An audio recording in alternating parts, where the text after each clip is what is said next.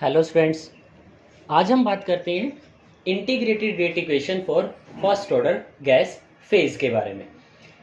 इससे पहले हमने बात की थी इंटीग्रेटेड रेट एक्सप्रेशन की related to the zero order and the first order reactions. लेकिन कई बार हमारे पास गैसियस के लिए भी वर्क आ जाता है, गैसियस रिएक्शंस आ जाती हैं, तब हमें किस तरह से अपना वर्क करना है उसके लिए हम फॉर्मूलेस की बात करेंगे, उनके डेरिवेशन की बात करेंगे, या किस तरह से इंटीग्रेटेड रेट इक्वेशन को दिया जाएगा उस रिलेशन की हमने अब बात करनी है। तो अपनी वर्किंग को करने के लिए हम एक इक्वेशन चूज कर लेते हैं that A converts into B and C. A is in gaseous form, same the B and the C are the gaseous product. So initially when the time t is 0, ठीक है, जब time t 0 है तो अगर हम बात करें a का, इनिशियली उसके प्रेशर को हम रिप्रेजेंट करते हैं एज पी आई। ठीक है, पी आई से इनिशियल प्रेशर की टर्म में हमने उसको रिप्रेजेंट कर दिया। तो इनिशियली जब टाइम t 0 था तो a के लिए प्रेशर पी आई है, जबकि b और c के लिए 0 होगा। But when time t becomes t, ठीक है, then there is decrease in this pressure.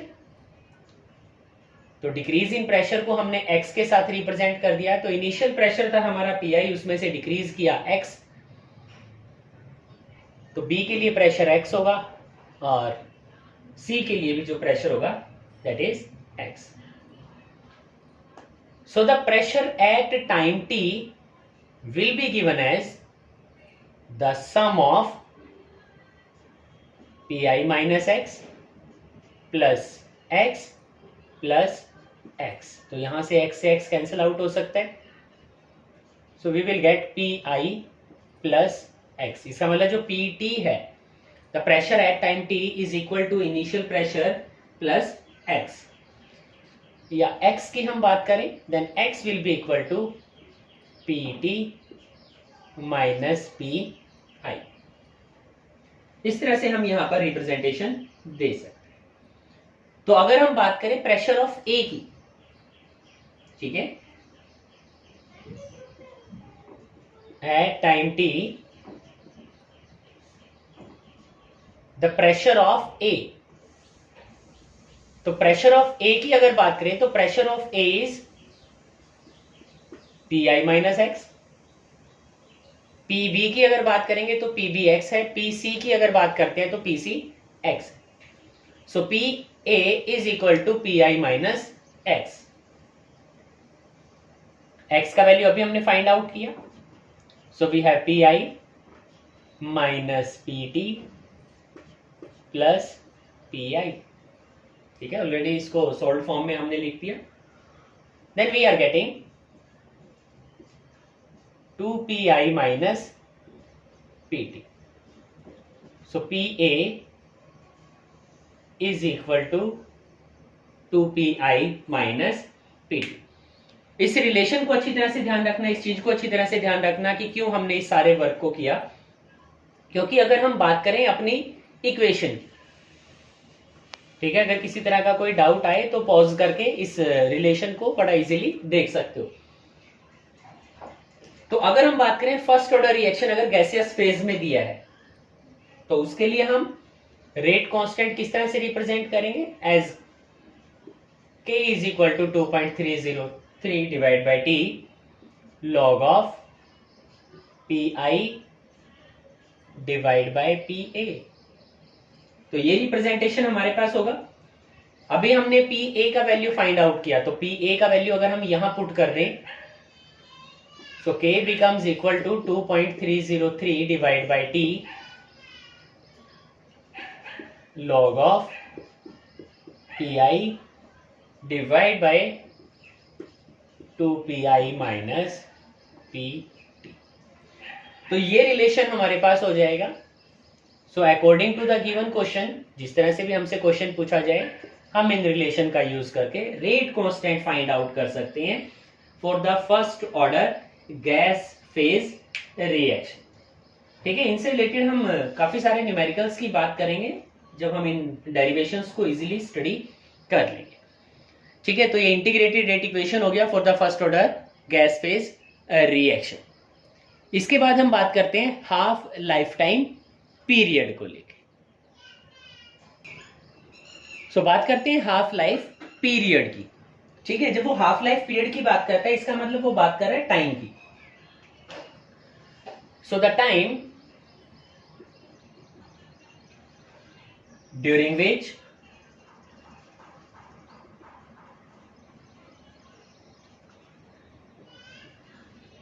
the concentration of reactant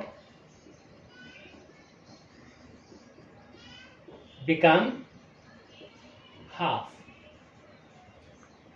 ठीक है, हाफ लाइफ पीरियड वो टाइम है जहां पर जो कंसंट्रेशन है रिएक्टेंट का वो क्या हो जाए, हाफ हो जाए। और हाफ किसका, हाफ ऑफ इनिशियल कंसंट्रेशन। इसका मतलब इनिशियल कंसंट्रेशन का वो क्या हो जाए, हाफ हो जाए। तो हाफ लाइफ टाइम पीरियड को हम रिप्रेजेंट करते हैं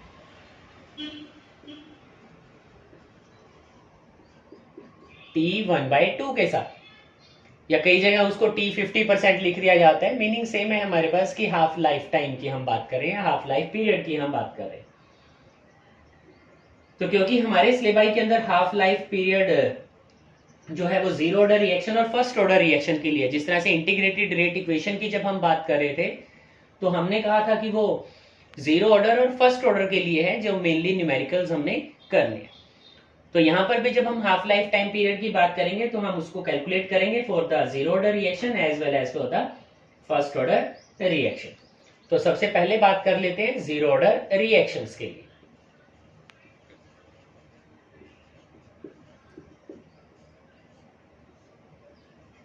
तो जीरो ऑर्डर रिएक्शंस की बात करें तो जीरो ऑर्डर रिएक्शंस के लिए हमने रेट कांस्टेंट की फाइंड आउट किया था as A0 minus A divide by T and according to the equation। ठीक है, जीरो ऑर्डर रिएक्शन जैसा कहता है, जीरो ऑर्डर रिएक्शन कहता है when the T becomes T1/2। इसका मतलब जब टाइम क्या हो, एग्जैक्टली हाफ हो जाए, then the concentration becomes equal to half of initial concentration। तो initial concentration का क्या हो जाए, हाफ हो जाए। ठीक है, दोबारा से देखना, हमने कहा हाफ लाइफ टाइम पीरियड क्या है, the time during which the concentration of reactant become half of its initial concentration. तो यहां इस रिलेशन के अंदर जो इंटीग्रेटेड रेट इक्वेशन से हमने डिराइव किया, इंटीग्रेटेड रेट एक्सप्रेशन की जब हम बात कर रहे थे, तो जीरो ऑर्डर रिएक्शन के लिए एक्सप्रेशन था that K is equal to A0 minus A divided by T। A0 is initial concentration, A is concentration at any time and divide by the time period। तो definition के according हमने कहा that the concentration becomes half of initial concentration। तो initial concentration A0 है, उसका क्या हो गया, हाफ हो गया। तो टाइम रिप्लेस हो जाएगा एज T1/2। तो जब हम A का वैल्यू पुट करेंगे यहां पर, then we will get the relation A0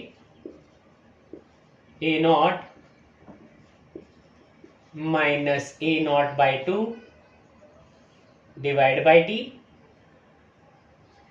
and this is equal to T1/2 हम उसको रिप्रेजेंट करेंगे in place of T। so T1/2 becomes equal to A0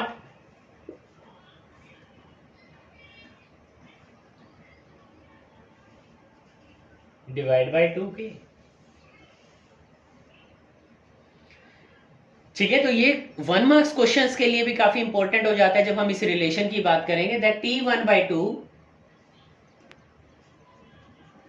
is directly proportional to the initial concentration. ये जो T1/2 है वो directly proportional है, या ये कह सकते हो that it depends on the initial concentration of the reactant. जो हाफ लाइफ टाइम पीरियड है, ठीक है, वो किसके ऊपर डिपेंड करता है, इनिशियल कंसेंट्रेशन के ऊपर वो डिपेंड करता है। और इस रिलेशन का ध्यान रखना that it is 1/2K and K is rate constant. ठीक है, इस तरह से हम यहां पर बात करेंगे। तो डायरेक्टली प्रोपोर्शनल तो हुआ इनिशियल कंसेंट्रेशन के, जबकि इनवर्सली प्रोपोर्शनल हो गया वो रेट कांस्टेंट। अब यहीं से एक कंक्लूजन और हम फाइंड आउट कर लेते हैं कि भाई अगर हमारे पास एक ग्राफ प्लॉट करना आए और ग्राफ हम प्लॉट करें between half life time and the initial concentration, ठीक है, हाफ लाइफ टाइम और इनिशियल कंसंट्रेशन में अगर हम ग्राफ प्लॉट करें तो अभी हमने कहा कि half life time is directly proportional to the initial concentration. तो जो ग्राफ हमारे पास आएगा वो इस तरह का होगा, एक स्ट्रेट लाइन हमारे पास आएगा and this is for the zero order reaction. तो इन ग्राफ को बड़ी अच्छी तरह से स्टडी करना है हमारा वर्क, क्योंकि ग्राफिकल मेथड हमारे पास है। कई बार ग्राफ की हेल्प से हमें क्वेश्चन आ जाता है कि identify the order of reaction, किस टाइप का रिएक्शन होगा। तो सिर्फ और सिर्फ इन ग्राफ की हेल्प से ही हम बड़ा इजीली उसको फाइंड आउट कर सकते हैं, ठीक है। यहां तक तो हाफ लाइफ टाइम पीरियड के लिए अगर न्यूमेरिकली बात करें तो इन रिलेशंस का हमें ध्यान रखना है। हाफ लाइफ टाइम में ये रिलेशन हमारा काम आएगा। इंटीग्रेटेड रेट इक्वेशन के बेस पे अगर हमें rate constant time find out करना है तो हमें इस अपर रिलेशन का यूज करना होगा, ठीक है। इस वाले रिलेशन का हम यहाँ पर यूज करेंगे। तो इस तरह से काफी सारे फैक्टर्स का हमें यहाँ पर ध्यान रखना होता है। इसके बाद अगर हम बात करें the next section we have half life time for first order reaction, ठीक है। तो जीरो ऑर्डर रिएक्शन के बाद हम बात करते हैं फर्स्ट ऑर्डर रिएक्शंस के लिए।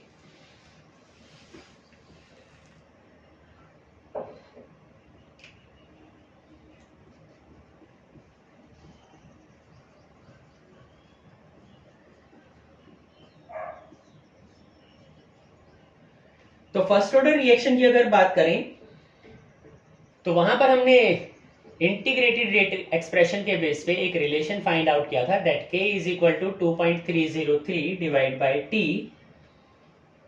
log of a naught divide by a।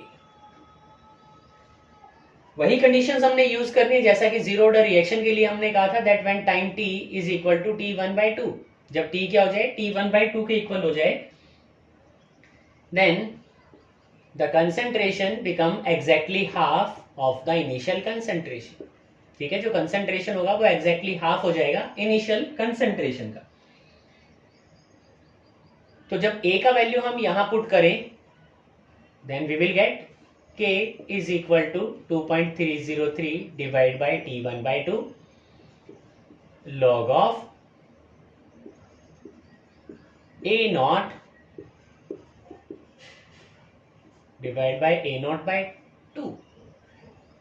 तो रीअरेंज अगर हम इस रिलेशन को करें, यहां से कट हो सकता है, then t1/2 is equal to 2.303 divide by k log of 2। और अगर हम बात करें log टेबल का, then the value of log 2 is